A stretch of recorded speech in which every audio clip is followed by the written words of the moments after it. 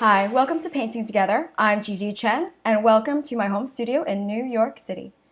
So I'm really excited to tell you about my new live streaming show with Artist Network. It's going to be every Thursday at 3 p.m. Eastern Time.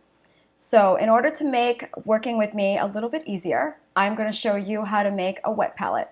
I love acrylic paint, but I know that it can dry on standard wax palettes. A wet palette is generally just a plastic container.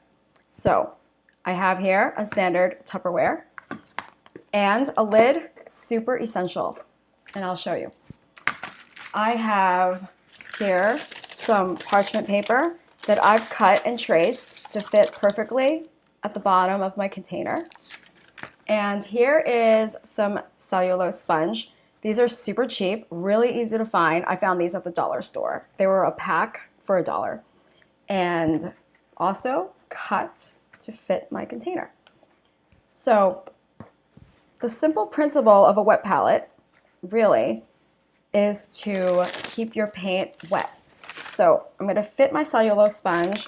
I'm going to make sure this all fits together in my container, but I'm going to take this out first. And of course, you're going to need a little bit of water. So I'm going to reconstitute this cellulose sponge with this water. You don't need a lot. In fact, you can even take this out into the sink and spill out some, or you can just move it around with your hands. Make sure the whole sponge is wet. And then you're going to fit your parchment paper on top.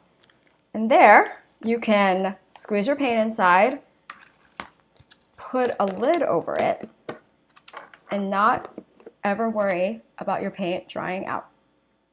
So I really hope I see you every Thursday at 3 p.m. on the Artist Network YouTube channel.